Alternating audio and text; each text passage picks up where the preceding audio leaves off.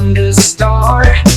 Got the brains and the beating hearts. Debates on demand, here we go. Join the fun, feel the show.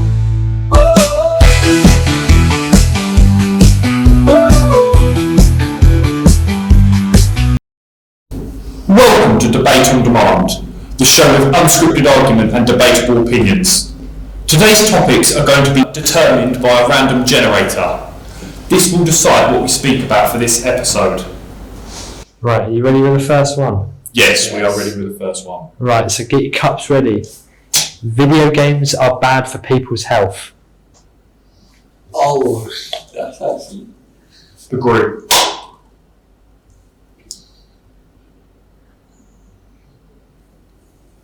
Oh my God, bro. Oh, hell. I'm gonna put this just to have a little bit.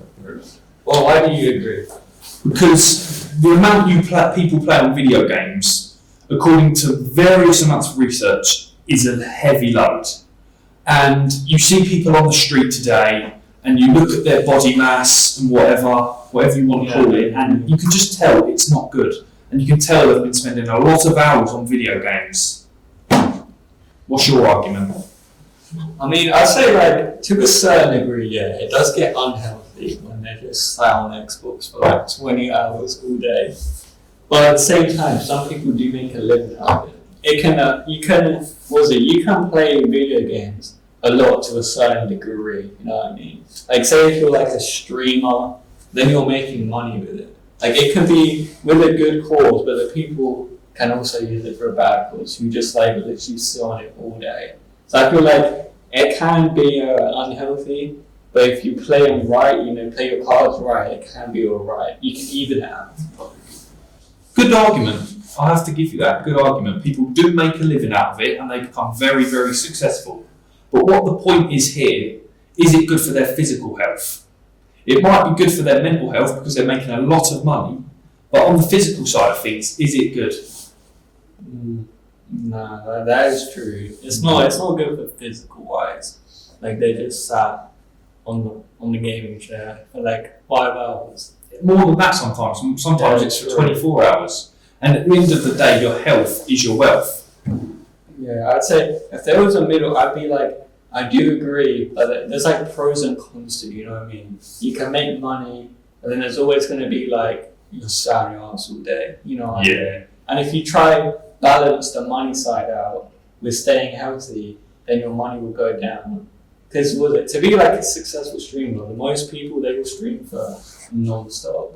So you can't stream for like 2 hours and then go like, say like go gym, go eat food. And then everyone will be like, oh, he's just going to stream again for like an hour then leave. Yes, but if you decide to stop playing video games, you can always find another job. If you decide to get healthy and quit video games, there's always other jobs available everywhere. You don't just have to determine your life around video games. Yeah, I mean, that is true. But if you look at like some like gaming people, like you can balance it out. You can balance it out. But if your streaming or whatever doesn't go to plan, then you can always find another job. You don't just have to keep focusing on making money from just playing video games. It's not good for your physical well-being. I feel like you can't just decide I'm going to be a pro streamer. Like, it takes a while. I think a person should only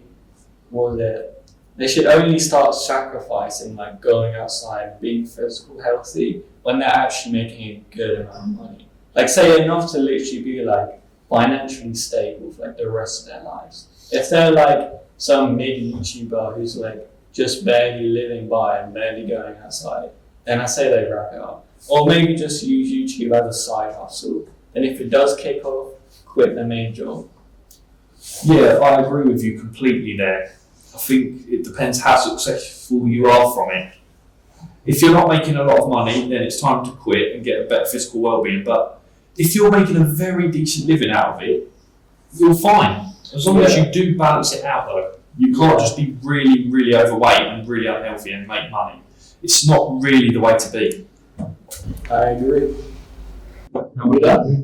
That was a good ass topic, bro. You know how bad I want to completely agree to now. Like, we'll put disagreement to make some. Liverpool is better than Arsenal. Alright, debate why. Right, so obviously you have more European trophies, but I would say we're not a bigger club. Obviously, Anfield is one of the biggest clubs in the world, but I'd say You've just basically admitted that Liverpool's a bigger club than Arsenal. no, You said fan base. we're not a big club, but Liverpool's one of the biggest clubs in the world. You've basically just admitted already. I didn't that say you're Liverpool's a bigger, bigger but I said you're a big club. But Yeah, you said Arsenal's not a big club, and you said Liverpool was. when did I say that? I don't realise I said that. I'm not saying Arsenal are a big club. Arsenal are a big club, and I would say they're bigger than yours. In there's aspects of it. What aspects? I would say, both the squad wise, you have a better attack than us, but I'd say we have an all around better team than you. I would disagree with you. Why's that? Because let's start off. Alisson is a better goalkeeper than David Raya. Yeah, but he's proved more. Right, Not in. Alisson's Alisson's been at shown- Liverpool for 6 years, and I don't think David Raya in the season that he's been at Arsenal has proved more than Alisson. So there's not really a way that David Because Raya can be better than he's Alisson. only been doing it for 1 year. He's only had 1 year to prove. Yeah, so Alisson's had 6. Alisson is above David Raya in my opinion. So that's 1-0 to Liverpool. That's fair enough. But then again, there's Wright is showing good. What's the word? He's He showing could be better in the good. future. Don't get me wrong, but we're talking of as of right now. Yes. I'd say it's a bit. Alisson has obviously more history, but I'd say right now, Rye's coming more clutch for the team. Yes, but that could lead to you not having as strong of a defence as Liverpool. That he's maybe having to come in clutch, whereas Alisson is not having to do as much because our defence is more stable. True, but I don't really know. I don't really know what to say, to be honest. It's hard to think. All right, Saka or Salah? Salah has proved himself way more. Saka is our star boy. He's our main man. He I has. would agree. He has come. He's a very class player. He's definitely up there in top 3. Wherever people want to put him, he's definitely can't not be in the top 3 of right wingers in the Premier right now. But Salah, he's been running the Premier League for a very, very long time, and he's always been up there. And I'd say he could go down as the best in history for the Premier League. But I think Saka, if he keeps up with how he's doing, he could be better. He's going to have to very much keep it up. I do agree with you. He could be better due to his age. He started a lot younger than Salah, and he is showing his levels. And Saka took, 1-2 years off the Premier League when he was at Roma? Yeah. Yeah, time out of the Premier League. But if Saka keeps it up, he could be better. But as of right now, Saka is Yeah, I would agree. What about Nunes Havertz? They've both been flops, really, haven't they? Yeah. Havertz has been better than he was. I at would Chelsea. not have to say Havertz is better than Nunes. I'll put my hand up there. They're both good. They're both similar, but they're not really good, are they? Yeah. They're not proper strikers from what we need for our. But the thing is, we'll talk about more when Havertz was at Chelsea and when Nunes was at Benfica. I still think Havertz was better then. Stats aside, no. But if you watch play, Impact on the game, yeah. I mean, I think Havertz. Nunes misses far too many chances for me Yeah. to consider him as better than Havertz. Havertz, he didn't do much, but he certainly made an impact. He wasn't doing what a striker was needed to do, like score goals, but he was definitely making an impact on the field. Yes. And we could take that back to the Champions League. Was it 2020? 2021, I think they won the Yeah. Champions League. So I would have to say Havertz is better than Nunes. I'll give you that one. Right. Left wing. Luis Diaz or Martinelli? Prime Martinelli, if we're talking all over, Prime Martinelli, I think, was unstoppable. Yeah. No one could He's stop very him. good. I would arguably say his prime. Luis Diaz, he's a fantastic player. But the thing with Diaz, he's not been at he's only been at Liverpool 2 years. Yeah, Martinelli's been four, I believe. But as of right now, Luis Diaz better. Yeah. But overall, I'd say Martinelli better for what I've he's got to done. agree again. It's What about Konate or Gabriel? not even close. Gabriel's better than Saliba at the minute. Gabriel is an all-round player. What he was doing when Saliba wasn't there, and he was pulling this team. How old is Gabriel? 22 or 24, I think. I'm not entirely sure. Gabriel. Yeah, And I think Konate is around that age as well. I think he's 24. Yeah, he's not too young, but he's not too old. He's still young, nonetheless. Look at recent games where Saliba has maybe not been playing or he's not been in the starting lineup. Gabriel hasn't been able to dominate. Because they're a partnership, really, aren't they? Yeah, but so right to get Konate Van Dijk. And when there's been games Van Dijk's been absent, Konate's had to take control of the defence, and we have managed to get results. Yeah, but look at the Arsenal-Tottenham game. Gabriel took that into his own hands. We had so many injuries for that game. Was Saliba playing though? He was playing, yes. But That's my I'm just putting him into leadership. Yeah. I would say he's an all-round better player. I think without Saliba, Gabriel is not good. He's nowhere near the level he is when he plays with Saliba. And you need, as a centre back, you need to have that leader morality. You need to be a leader. Whereas I think Konate is more of a leader than Gabriel, as he can follow up the whole defence. He can get them where they need to be. More of a talker.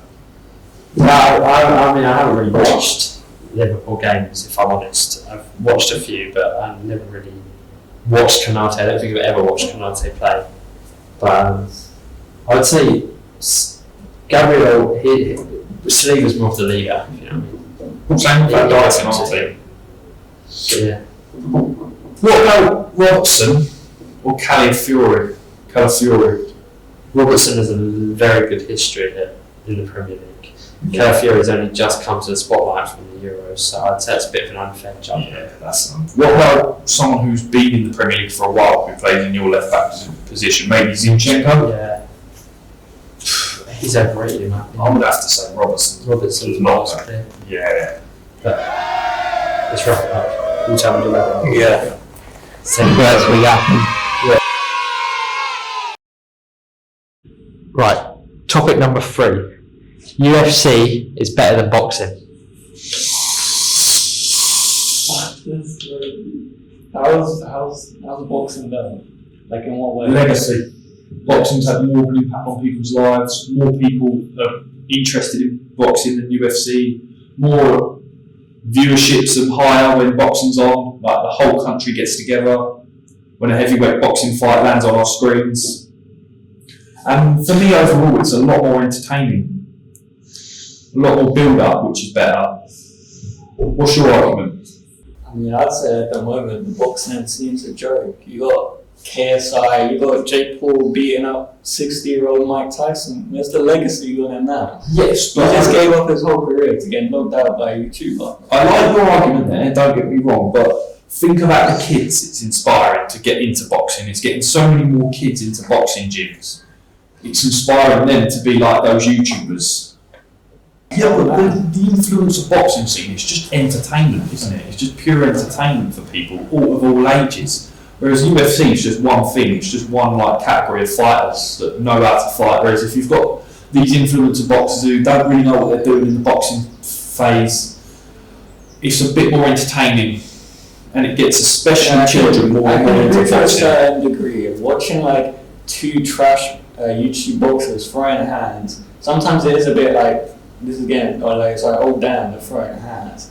But like, when you think of it, UFC, like, when there is a crazy match, say at the moment John Jones and this versus Tom, yeah, if that happens, that would be crazy. Like, everyone's gonna watch that.